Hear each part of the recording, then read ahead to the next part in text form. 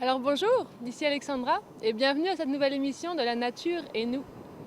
Alors aujourd'hui, j'aimerais vous parler d'un sujet qui me tient particulièrement à cœur. Il s'agit de quelque chose qu'on va pouvoir croiser quasiment à coup sûr lors d'une de nos promenades dans la nature. C'est quelque chose qui peut être un petit peu de n'importe quelle forme, n'importe quelle taille, même n'importe quelle couleur. Et pourtant, c'est très facile à reconnaître. Quelque chose qu'on va pouvoir trouver aussi isolé, dispersé ici et là, ou alors parfois rassemblé comme une sorte de petit nid. D'ailleurs, ici, je me trouve au milieu d'une de ces petites tribus d'envahisseurs hétéroclites et dépareillés, tout autour de moi, que vous avez dû reconnaître et qu'on appelle plus couramment des déchets.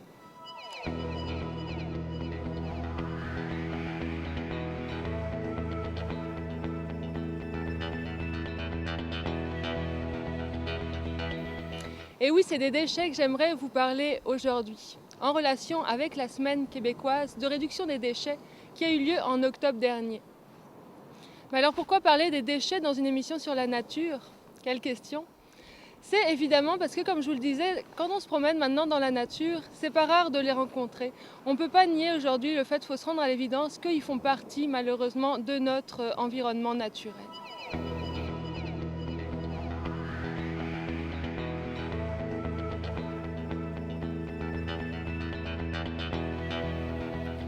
Alors ces objets, ces déchets, d'où est-ce qu'ils viennent? Ils sont directement reliés à notre activité humaine.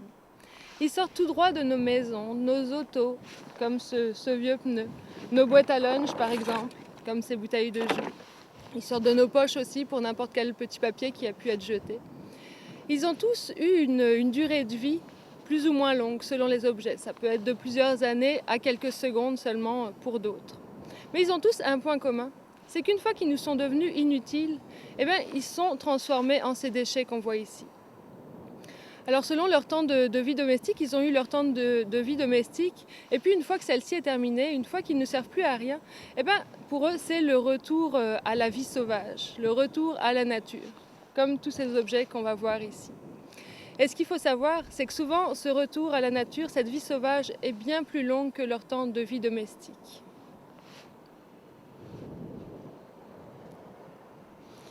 Alors regardons par exemple cette petite bouteille de plastique, petite bouteille d'eau.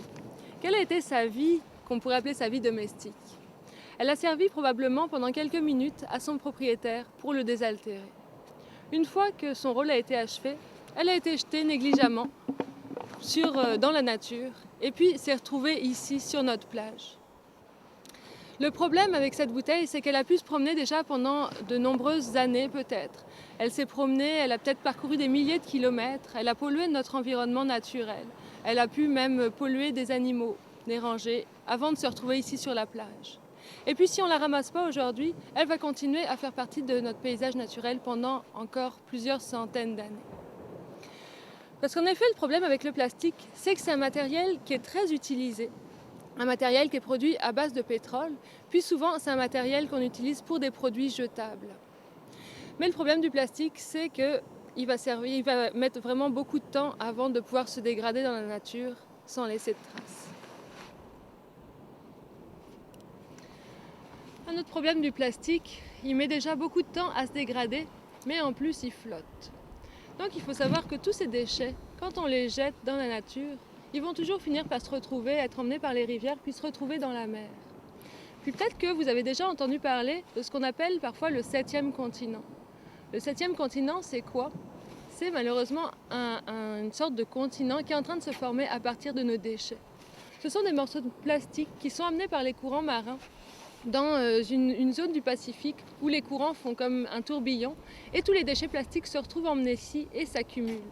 Ils finissent par se décomposer en tout petits morceaux de plastique et à flotter entre deux eaux. Et c'est ce qu'on appelle aussi la grande plaque de déchets du Pacifique. Cette plaque est assez grande, elle aurait une surface qui dépasse la surface de la France. Et déjà, dans cette zone, il y a beaucoup plus de morceaux de plastique, à peu près 6 fois plus de petits morceaux de plastique que de plancton. Donc tout ce plastique qui s'accumule ici commence par étouffer l'océan, puis va aussi nuire aux animaux qui se trouvent ici, puis qui se nourrissent de plancton, puisqu'ils vont absorber beaucoup de plastique. Donc beaucoup d'oiseaux vont pouvoir mourir, des cétacés, des tortues. Tous ceux qui se nourrissent dans la mer vont être affectés, toute la chaîne alimentaire va être affectée par cette plaque de déchets.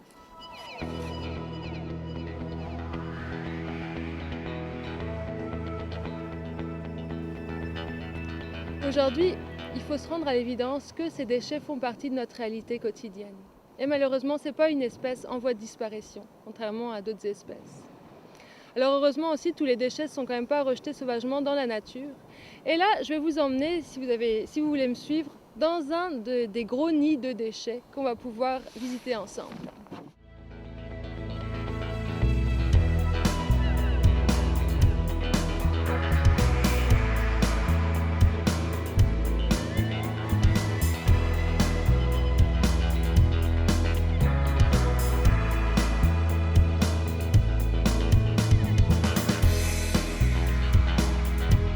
Alors, est-ce que vous êtes déjà intéressé à la destination du contenu de vos poubelles?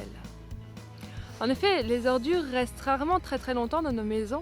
On a la chance de pouvoir avoir des collectes municipales, donc elles disparaissent assez rapidement des maisons emportées par des camions à ordures. Mais qu'est-ce que ces camions en font? Et puis qu'est-ce que ces ordures deviennent? Est-ce que parce qu'elles ne sont plus dans nos maisons, elles n'existent plus? Évidemment que non, elles ne vont pas disparaître si vite de la surface de la Terre en fait. Jetons maintenant un œil sur les différents types de déchets et leur durée de dégradation dans des conditions normales. Un simple mouchoir en papier prendra environ 3 mois à se dégrader. Pour un mégot de cigarette, il faut compter 1 à 5 ans. Une canette en aluminium, environ 300 ans. Un sac en plastique, 400 à 500 ans. Pour une bouteille en plastique, ça prendra plus de 500 ans. Et pour le verre, c'est plus de 4000 ans au minimum. Ça en fait des générations qui vont vivre avec les déchets que nous produisons aujourd'hui. Alors nous voilà sur ce lieu mystérieux où les camions à ordures viennent se décharger de leur contenu au fait. Et c'est ici le lieu final où vont atterrir toutes nos ordures ménagères.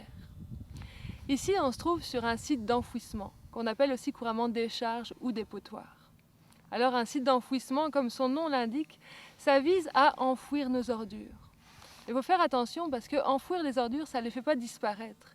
Et justement, le but d'un site d'enfouissement, ce n'est pas de décomposer les ordures, mais c'est surtout de les dissimuler à notre vue, de les cacher et de les enterrer et de les entasser. Mais les ordures ne vont pas se décomposer plus vite. Ça me rappelle un petit peu quand j'étais plus petite aussi, tout le bazar que j'avais dans ma chambre, je m'amusais à le cacher, je le cachais sous mon lit pour pas me faire disputer par ma mère. Mais finalement, au bout d'un moment, c'était tout plein, puis il n'y avait plus la place pour en mettre d'autres, et puis ça finissait toujours par me retomber dessus. Fait que là, c'est un petit peu le même système. On cache les ordures, on les enterre, on les entasse. Elles vont se retrouver ici semaine après semaine. Donc là, vous allez retrouver toutes vos ordures qui vont se retrouver avec celles de vos voisins, puis les ordures de la semaine passée, puis de la semaine d'encore avant. Donc ça reste ici pendant un petit moment, puis après, on rajoute de la terre pour tout ça, par-dessus tout ça, et puis on continue de les entasser.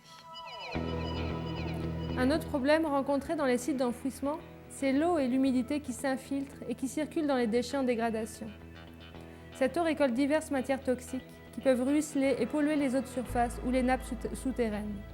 On appelle ça du lixivia, mais autant dire que c'est du vrai jus de poubelle. C'est pourquoi il est très important de ne pas jeter n'importe quoi dans nos poubelles, comme par exemple les piles, et de faire un premier tri à la maison. Pour couronner le tout, en se dégradant, les déchets enfouis libèrent du dioxyde de carbone et du méthane, qui sont 2 gaz à effet de serre qui contribuent au réchauffement climatique. Et ceci, c'est sans compter l'utilisation des camions qui transportent les ordures jusqu'à la décharge. Alors l'enfouissement, ce n'est pas la seule façon de traiter les déchets collectés. Il y a d'autres façons de les traiter, comme l'incinération. Les déchets sont brûlés dans une sorte de grand four pour être éliminés. Alors si ça permet de réduire la quantité de matière enfouie, ça ne règle pas pour autant les problèmes. En effet, les gaz venant du brûlage des déchets contiennent beaucoup de matières toxiques et s'ils ne sont pas traités, ils contribueront à la création de pluies acides, à l'épuisement de la couche d'ozone et à la pollution atmosphérique. Quant aux sous-produits de l'incinération tels que les cendres, ils sont un concentré de polluants et de matières toxiques et ils doivent être éliminés à leur tour, la plupart du temps dans un site d'enfouissement. Alors voilà ici le résultat d'une semaine de déchets à Grande-Vallée. Si on regarde un petit peu maintenant les chiffres, au Québec, on produit environ 13 millions de tonnes de déchets par an. Ça représente à peu près 25 tonnes de déchets à chaque minute produite au Québec. Alors ça fait environ 1,5 tonne par habitant et par an. Et il faut savoir que les déchets ménagers représentent 1/3 de ces déchets, soit environ 1/2 tonne par habitant et par an. tout le reste étant produit par le secteur industriel, commercial et la construction. Et malheureusement, ces chiffres augmentent chaque année. Nous sommes la province du Canada qui produisons le plus de déchets résidentiels par habitant. Triste médaille d'or. Et si toutes ces raisons n'ont pas suffi à vous convaincre, pensez aussi que le traitement des déchets coûte cher. Plus d'ordures signifie plus de traitement pour s'en débarrasser, et donc plus de taxes à payer à la collectivité pour en amortir les coûts.